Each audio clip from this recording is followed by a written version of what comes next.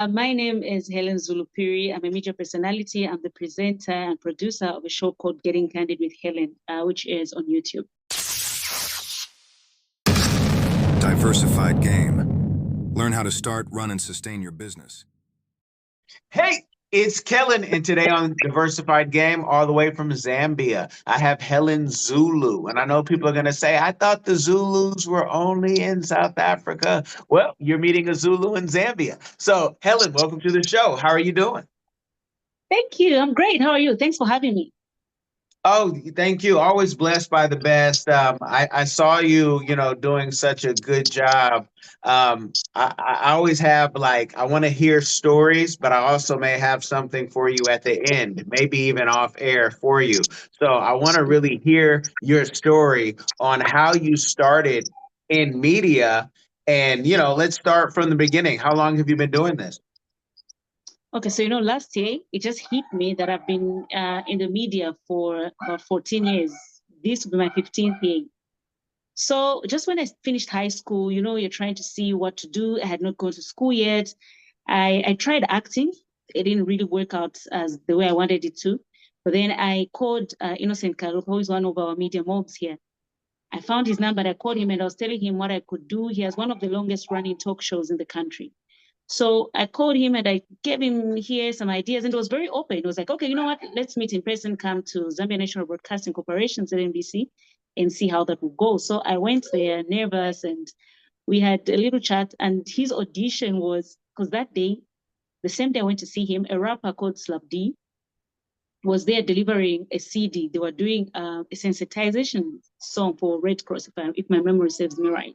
So there was a lot of artists on the song. So Innocent was the producer for that whole project they were doing. So he tells me, Slap is making him listen to the song. He's like, oh, the song is good. When Slap played, he makes me listen to the song. He's like, do you listen to Zambian music? I'm like, yeah. And that time, there was no song, no artist that I didn't know. So he plays the song and he tells me, I want you to tell me every artist who is singing on this part. And so I go, I'm like, okay, that's Indicate, that's Dandy Crazy, that's Slap D, like I mentioned all of them. And I was like, great, we can work together. If you love Zambian music, that's it, we can work together. And that's how I started. I became his floor manager. Floor manager, they eventually put me on TV. I actually took long to be on TV because they said I was looking 16 at the time. And the show is not for teenagers. So even the first time they were putting me on TV, they had to make me wear a whole lot of makeup. So I look a bit older. But that was the beginning. I became his field presenter for Smooth Talk. I went to school to study journalism. I was still going to do voluntary work at ZNBC as a floor manager and field producer. Then eventually I went for internship. They put me in the newsroom. I did my internship for a year. Then they introduced a new desk in the newsroom called the education segment. So it was just about news to do with education. And they said, you'll be the first reporter to report on here. Even though I wasn't employed, I started doing that. And eventually, when ZNBC advertised for entertainment producers, I applied and I was there, then moved to TV2 as a production assistant. Worked there till I decided to leave in 2019 and started my own thing. That's when I launched my YouTube show called Getting Candid with Hellen. And here we are now. Can you tell people, you wanted to be an actress. Now that you've done it, TV successfully, have you been able to do any acting on TV? Have those deals come back once you got, some a resume? The thing is, I haven't done any, but I do get offers. So just like last week, somebody was offering me, say, you need to be serious. I have a role for you. So maybe I'll look into that. Oh, what's stopping you? Was it that you don't like to memorize lines, or you just are so good at what you do now? You're like, I don't want to jinx it. I want to just stay knowing what and doing what I do well. So I'm so sorry, my daughter is here. No worries. You say hi later. So it's not like I didn't want to memorize. There was just a point when I felt like I don't know if this is what I really want to do. I enjoy film. I just did my first film production the other year. I was a producer for a movie in 2023. Yeah, I produced a movie and I loved being on set. And that kind of brought back that hunger to want to be in front of the camera and act. And that's why now I'm kind of rethinking that and say, okay, I do enjoy working behind the scenes. I love it. But maybe I'll take up the role that's coming. we'll see about it. Oh, okay. Okay. Yeah. Because I mean, you can have it all. You can have the baby, you can have the career, you can show Yeah. that maybe you don't get something when you know, would have wanted it, but Yeah. 14, 15 years later, now it's time. You know, God's timing is always perfect. What do you think for all the young people, or maybe even some of the older people who haven't had their chance yet? Was it school that took you to the next level? Was it meeting the right person? This is entertainment. Globally, it seems to be all about your network and timing. The truth is, your network plays a big role. Hello everyone. Come along with London and Sydney as they show you around the vibrant country of Cameroon. We explore the heart of Africa through the eyes of London and Sydney. Two explorers who journey across the great city of Yaoundé, exploring its rich culture, vibrant market squares, cultural heritage, and wildlife. With giggles and excitement, London and Sydney Explore Cameroon takes you on a fun-filled adventure, providing insight into the country's culture and traditions through the pages of this book. It's packed with exciting stories and super cool facts about Cameroon that will make you go, wow. Get your copy now, available on Amazon and in libraries near you. There's only one easy way to experience the exploration of Cameroon, and it's through London and Sydney. Don't wait, get yours. So, you know, for me, like you said, network plays a big role in the industry. But sometimes there are people that I've seen with their strong network, but they're just not breaking through the way they would love to, or the way they're supposed to. And sometimes it comes down to God's time. I think many times these things come down to God's time, because when it's God's time, nobody can stop it. I remember even for me, when I was starting, like the way I delayed to get in front of the camera, I had friends that were already in front of the camera and I was working behind the scenes. I didn't mind. I was just like, you know what, eyes on the ball. Let me do what I have to do behind the scenes. Let me flow manage, let me produce. I don't mind. I'm not in a hurry. And even the time when I was on TV, I had friends that were like at the peak of their careers. And I was still still at that level where people are just looking at you like, oh, she's just starting. She's not as strong as the others. And sometimes that will make you think like, okay, what is it that I'm doing wrong? And you're putting in your level bit. But I also like that because it pushed me to work harder. It pushed me to put in more than because my friends were there and they got a bit comfortable. And for me, it was like, I need to push more, I need to push more, I need to push more. And I think it was just God's time and everything just started falling in place. And sometimes you find that the people that came ahead of you, you surpass them and you do better. So sometimes there are people that I'm obviously ahead of, and maybe they'll even do better than me. And maybe that's their time. Because maybe you are even watching me and seeing, okay, Hellen is not doing this right.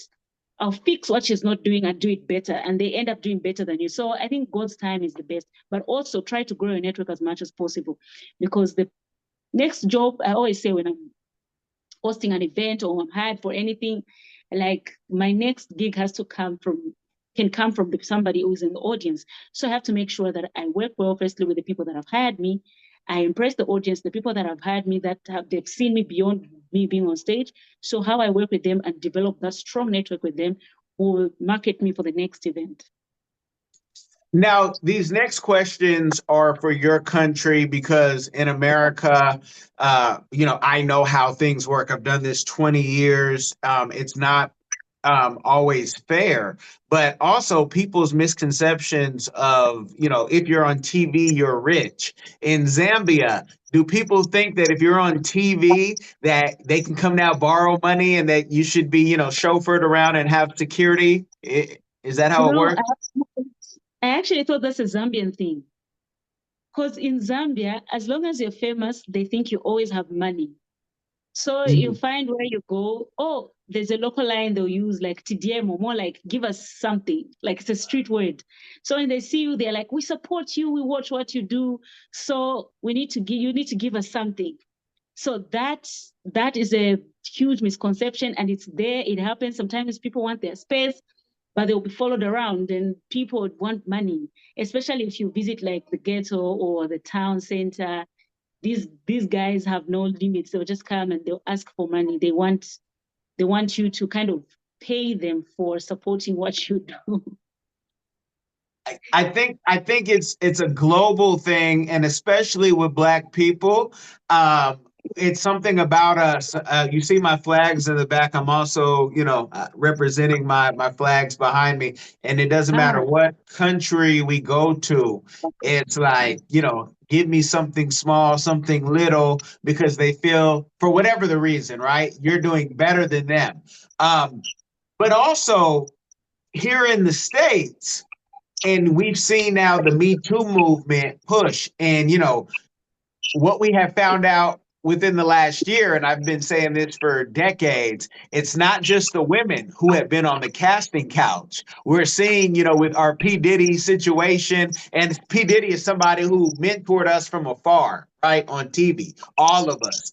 But we're seeing that it wasn't just women who were on the casting couch. Is the Zambian entertainment like America, where people might have to sometimes, sleep their way up to the top, no matter their sex? I always think that that happens in every industry, but obviously the entertainment industry, because we are in the public eye, that will be seen. So there is people that will slip their way to the top. There will be people that will obviously even tarnish another person's name and sleep with this person so that they get the gig and they put you away. And now, for our country, it's illegal to be gay. So Mhm. you'll find that if there's obviously you see these things are happening, but nobody will ever come to the open and say, okay, this happened. But the truth is, it happens. People sleep their way to the top, and we're just seeing the PDD thing. It's like, okay, that's on a bigger stage because that's Hollywood. It's bigger. There's already like so much that they have to fight for. Here, it's happening. Obviously, not as big as Hollywood, but it's definitely happening. Are you a successful entrepreneur or one in training? You've got the vision, but do you have the right partner to build your brand, your team, and your future online and off? At cprfirm.com, we offer expert consulting, financial guidance, and life coaching because we believe in doing life with our clients. After all, what is it for a man to gain the world and lose his soul?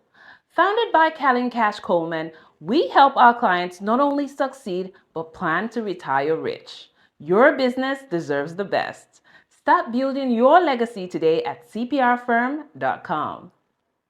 And some people, I always tell people, like when they try to vilify certain people, I say some people have slept their way to the bottom. So watch how you judge somebody because where are you?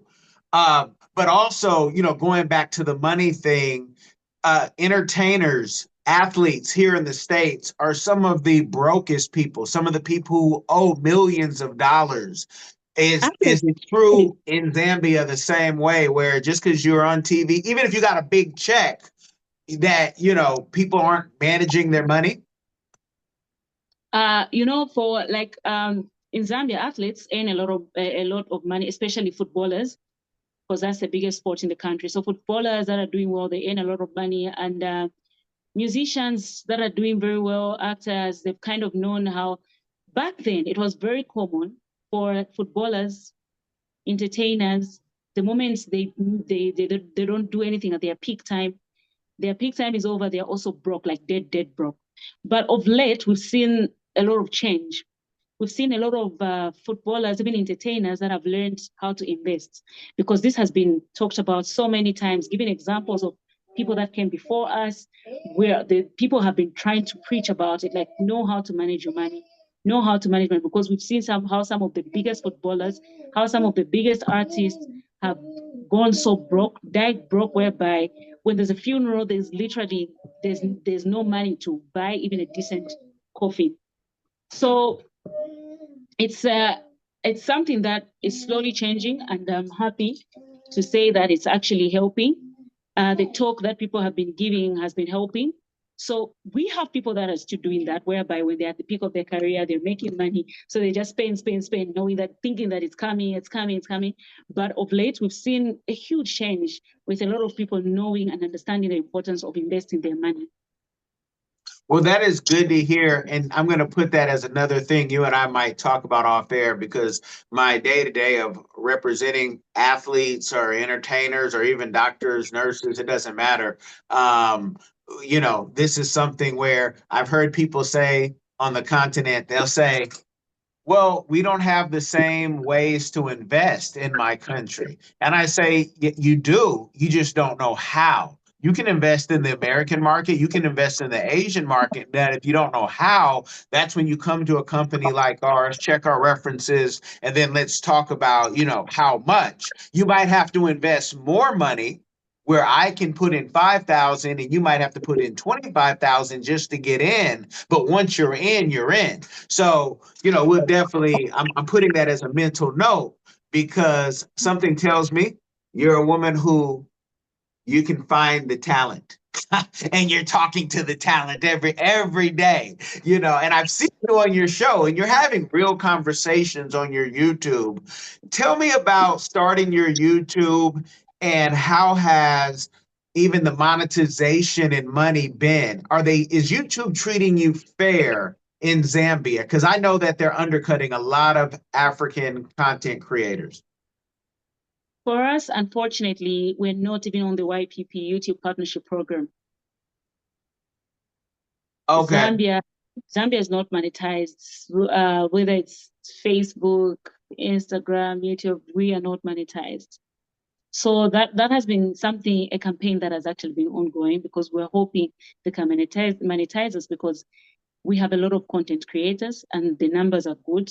We're growing the social media family. The social media community has grown so much. There is so much content that people are feeding from on social media. So that's the biggest challenge that we have, and hopefully YouTube can hear us out. So we've been in talks with the government as well, trying to see, because they told the first time I tried to monetize my channel, I remember they told me the policies in my country don't match with YouTube policies. So it has to go all the way to the policymaker. So that's something that we're dealing with right now, and we hope it works out. But otherwise, yeah, you can go ahead. I have a solution for you. I'm gonna tell you, but I want to know, you have good content. So how do you can you then charge people for interviews or covering their events? Like, what are you doing, or what keeps the passion going to even have a YouTube? Okay, so if we have to charge people, we do charge people that come on the channel. Those are not everyone, only those that are coming to advertise on the channel. So that is how we get some of the monies. Is people that want to do interview adverts. Some people just want to place their own adverts. So that's something like that. Okay. So, and you guys I have mostly listeners, and we hope, and we're pushing to get more YouTube views, but I sometimes treat YouTube as people I want to do business with. And my true stone cold listeners, they know that I'm going to try to make you a content creator. I have a client that I want you to work with. So I'm going to tell you that too. So I'm making my mental notes as we go, because I can see a star. And then when you see somebody have experience and they know how to do they even know how to title things right, people. She has videos and her links will be in the description about, I told him I was barren. And I know you guys love the tea. So you're going to want to go and say, what is she talking about over there? Yeah. With the success that you've had and the best is yet to come, I truly believe that. What is a community? What is a community give back that you're doing or that you would like to do in the future? What I would like to do in the future for the community? Mm-hmm. Yes. Okay, so there's something that I'm really hungry to do, and I'm launching it. I can't talk about it now because I'm only launching it on the 23rd of this month. Okay, it's a surprise. Yes. So it's really, I feel like it's one of the biggest steps I've taken in my career. So I'm anxious, and that's why I was telling you that I'm a mess, because I've been running up and down trying to organize the launch and everything. So I'm launching on the 3rd of January, and when that happens, I'll tell you this is what I really want to do. Okay, you guys are going to have to then check out and subscribe to her YouTube, as well as this one at Hellen Zulu. You'll see it in the descriptions. but she can't even talk about it. It's so big. It might have to do with that $10 million investment interview she did. Who knows? You know, It- what Yeah. with entertainment, what would be something that you would tell a young lady, maybe if she's 14 or even if she's, 18, to be able to get into this? What is some advice? And what I mean by that is not just have, practice your craft. What other skill sets would you advise them to have? Do they need to know how to edit? Do they need to know how to do lights and, write scripts? Like, what would that advice be? Okay, so I always tell young people that, okay, as much as you can be good in front of the camera, it's always important to understand what goes on behind the camera before the production, understand scripting, what goes into scripting, what do I need to do if I need to script, have basic understanding of the camera work, have basic understanding of the lighting, because all these things come into play. And sometimes the crew may not be giving you exactly what you want, but if you understand these things, you may be able to advise. It's always nice to have an idea so that you can also have a say in how you want things to be delivered. So I always tell people to do as much as research as you can about being in front of the camera, but do as much of the same research what you can do behind the camera. Because also, like for us, our media doesn't pay as much as it does as entertainment pays in the US. So you want to learn a lot of things, and sometimes other opportunities will come from other things, and maybe these other things will even pay you more. I got paid a good amount of money for being a movie producer. If I had zero understanding of what production was, I was probably not going to get that job. So I'm able to work as a producer. I'm able to work as a presenter. So all those things are very, very important for one to know and understand how they all work. We've seen Hollywood stars that have been in front of the camera for a long time, and one time they're directing or they're producing, and it's because they've taken time to understand the importance of learning all those skills. What's a good salary for somebody on TV, whether you're acting or even, presenting? And, do you have to have more than one job to be able to buy the house that, will make you proud and say, yes, I've had it, or will one job do it? No, right now in Zambia, I always think you have to have more than one job for you Okay. to want to live a good life. You need to have more than one job. You need to be able to multitask.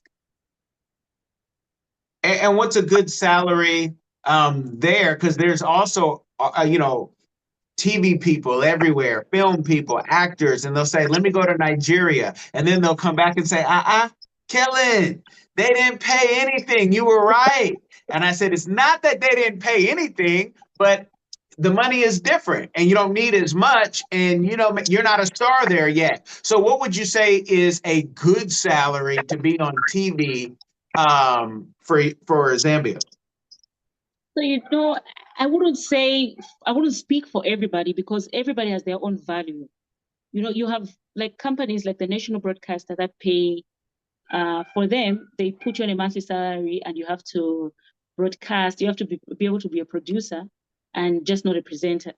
So they will pay you for that, for everything in one salary. Then there's us who are freelancers who will charge according to what your value is. So some people will charge, 10,000. I don't know how much. I don't know if I can do that quickly in dollars, but like 10,000 kwacha per episode. Others will charge 5,000 kwacha and they're satisfied per episode. Others will charge 2,500. I remember when I was starting, the first time I got a brand ambassador job, and I charged. I'm thinking, oh, this is a good deal. And when I told to one of my mentors, she's one of the biggest media people that we have, and she was like, I should never ever hear you charge that, because what you charge for those guys to pay you per episode, which are giving you monthly, you were supposed to be getting that per episode. The monthly one was supposed to be your episode fee. So, now I began to learn. I'm like, oh, my value is like this. So now the way I'll charge now is totally different from the way I'll charge then. But you'll find that my charge, I can't say exactly how much it is, but for others, that is like totally huge. For others, they're easily satisfied. So it's a bit of here, really about personal, the people that are hiring you and about personal value. Well, I know 10,000 Zambia kwacha, not to be confused with the Malawian kwacha. Yeah. and everything else. It's like $550 Yeah. USD. And you know, does that allow, if you can get that money, you know, per, let's say you get one of those per month, can you then live you know, a comfortable life? Because that's just one payment, and TV can end like that, right? So what do people do? Are like here in LA, I'll say, in New York, people are actors, but they also might be your waiters. They might be your Uber drivers, you know, doing taxi. What else do people do to sustain themselves? So people now, a lot of people, because 10,000 is very little for you to say I want to live a comfortable life, because that's like, oh, in like, especially if you live in the city in Lusaka where we're living, the cost of living is pretty high. So 10,000 runs out very quickly. So you want to save in that same money, you can't invest in that same money and pay your bills and stuff. So, but then you look at it, a lot of people are diversifying. Farming is a big thing now. A lot of people are getting into farming. So they just want to invest. People are getting government bonds. People are buying stocks. So they're just trying as much as they can. Others have just like 8 to 5 jobs. Some are accountants. Some are just doing other jobs, sales, marketing, but whichever they can. But others have managed to say, there's a certain level where you reach it and you say, okay, I can be able to sustain myself with just entertainment. And so that also happens, and some people have been able to sustain themselves with using maybe music, but then they may be doing music but also trying to invest in other things like bonds, stock exchange, farming. Real estate is also a big thing. Okay. You know, and I tell my American friends, I haven't been to Zambia yet, but I have friends in Zambia. I have friends all over Africa, and they say, hey, get into this investment. But, Yeah. you know, Zambia has an event every year. I think if it's not a polo game, it looks like a polo game. The PR sisters, they put it together. I can't think of my sisters' names. The Chichi and Monde, the Lusaka Yeah, July. that event, and I think it's always like Heineken or some big beer company sponsoring them or something. They make that look so beautiful. I tell them, when you have an investment, can you please let me know? I usually like being by the water, but that event just looks like something special. Tell the people about Zambia a little bit. Let's do some PR for Zambia, because everybody goes to South Africa, everybody goes to Kenya, you know, Ghana, but Zambia, because it's landlocked, you don't see, you know, a lot about it. And you guys are peaceful, speaking English, which helps Americans, because you know Americans don't speak anything but English. Yeah. But tell us some great things about Zambia. I feel sad because I'm very passionate about marketing my country. So I feel very sad when people say, we don't know anything about Zambia. I'm like, oh my God, you need to come. There's so much to experience. There's so much to see. And there was a comment on the Zambia tourism page when somebody says they posted one of tourism places, a nice resort, and there's a beach. And somebody was like, how does Zambia have a beach? This is a lie. Zambia is a landlocked country. I'm like, oh my God, who said the landlocked country doesn't have a beach? We have so many places to visit. We have beautiful resorts. Physical features. I think we have so many waterfalls. We have one of the biggest waterfalls in the world, the Victoria Falls in Livingstone. So you can go, you can do your game viewing, you can do your lion walks, elephant rides, and cheetah walks. You can even do within Lusaka in the city. And just that, also the people are really very friendly, and you can come and experience our street food, our typical Zambian food as well. Very, very important. I always tell my friends when they come from outside, I'm like, I don't know how you handle this, but this is for me the introduction of Zambia. I'll take you to a place where you have to taste different types of Zambian food, and you're going to love it. So we do have those things that you see in other countries. Africa is very rich in terms of safari and water bodies. We have so many here. So you want to do your boat rides. We have what we call the Devil's Pool at the Victoria Falls, where you just swim at the edge of the falls, and it's just a beautiful sight. You want to see that for yourself. But yeah, there's so much to do. So I hope you can come and see it for yourself. I want you to say that where you started first. You mentioned the falls, but I want you to give the local name because we need to get the local name as popular. It's called Mosotunya. We even have a beer that was named after that. It's called Mosi. So Mossy. Mosotunya, yeah. This is what am I forgetting?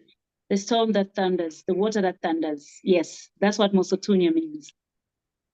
So Yes, we even 'cause have a day called the Mosi Day of Thunder. So it's like a festival. Yeah.